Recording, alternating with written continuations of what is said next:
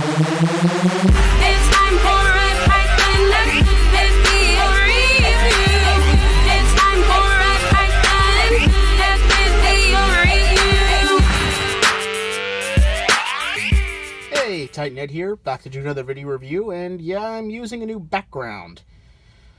Along with the reviews I'm going to be doing today, one of them is, well, rather dark, and I think the regular I know words good. Let me try that again. Black background I use for my reviews may be a little too dark and potentially would wash out the figure. So, yeah. But what you see in front of you is Robot Spirit figure by Bandai, Gipsy Avenger from the new Pacific Rim movie, Pacific Rim Uprising. And oh my yes, I like this figure. Now, I'm going to announce a very, very, very unpopular opinion. I didn't like the NECA Pacific Rim figures. Now, before you go get your torches and pitchforks and get all antsy in the comments, mind you, I've never been a big fan of NECA in the first place. Honestly, I think they make the figures a little too cheap.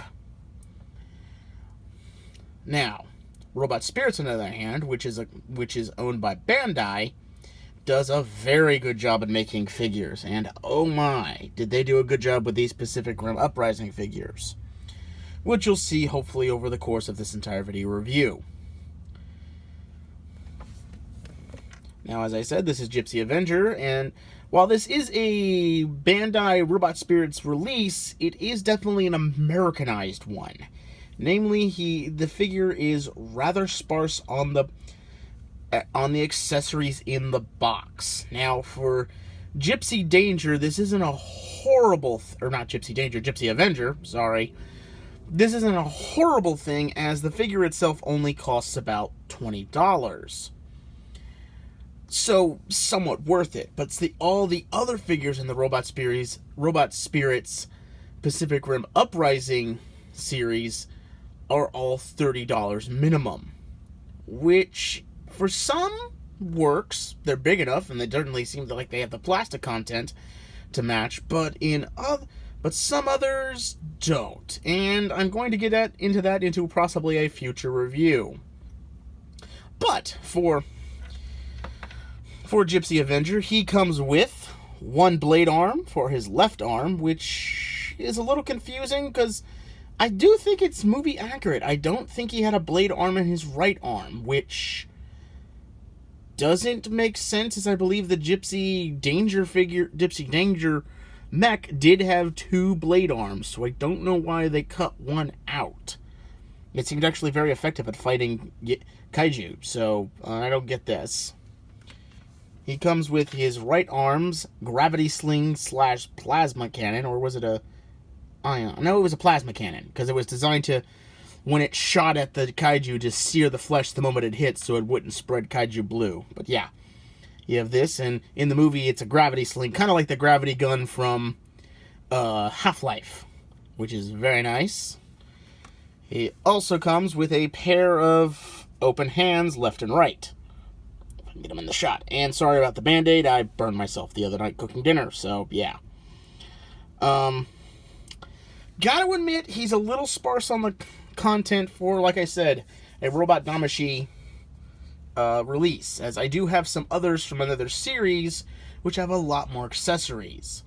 Not gonna lie, the hands themselves, these specific hands, are designed for one purpose, is to recreate the pose that both Gipsy Danger and Gipsy Avenger are famous for. And this is the pose both Gipsy Avenger and Gipsy Danger are famous for.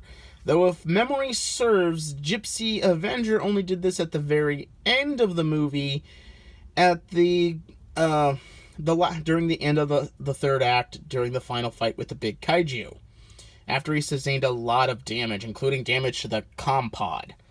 So, interesting. I do wonder if they're going to release a battle damaged version, because that would be kind of cool. Posability isn't the best thing on this. While it is very posable, it's not as balanced as well, as you can see. Yeah, that's a bit of a problem with the figure. Now, it ain't perfect. I think it mostly has to do with the way the feet are built. Well, those side pieces on near the back of the heel are pretty good for keeping him balanced when in a straight up pose. When a more dynamic pose like this, it feels more of a hindrance than helping. Probably not also helped by the side skirting on the legs, just, kind of destroying any ankle tilts. Besides that, the figure also, besides, pretty decent, robot spirit's posability, there is one other thing you can do to help alleviate these problems.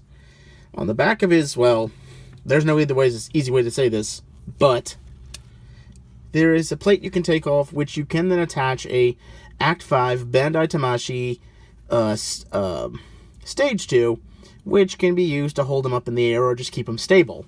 The downside is, you have to literally take off this little piece. Which is, not good. Now, one of the other things, like I said before, he has accessories. To use the accessories, you merely take off this arm and then replace it with the gravity sling, which is just the arm all folded out, which looks honestly really nice. Now the chain blade arm is just about the same, except you have to take the fist off, and this is where I have to say I think it would have been better just to ditch one of the open splayed hands and give us another closed fist hand to go with this weapon, because it kind of stinks that you have to replace the hands every time you want to put this on. So, take that off. Please don't fall. Take that part off. Put that part on. And boom! All armed up. And honestly, he looks pretty good. I really do like the weapons, I really do like the accessories given, even if they're a little sparse compared to other Robot Spirits lines and accessories that come with it. In conclusion, while not the best Robot Spirits figure I've probably ever handled and or owned, I do think for the money you're paying, it is probably one of the best ones you can pick up on the current market. Now, they were originally supposed to be available at Toys R Us, but due to Toys R Us closing, they're most likely, if they are there, they're going at a cheaper price and are probably getting bought up real quick. I have heard that GameStop has picked them up for selling at their shop, so you can go there, but do note you are paying not only full retail price, but whatever markup GameStop decides to put on top of that. There is also Amazon, but the prices can honestly fluctuate and depends on where you get it from, may depend on the condition of the box. I also do recommend Big Bad Toy Store, as I do believe they have them in stock, if I'm not mistaken.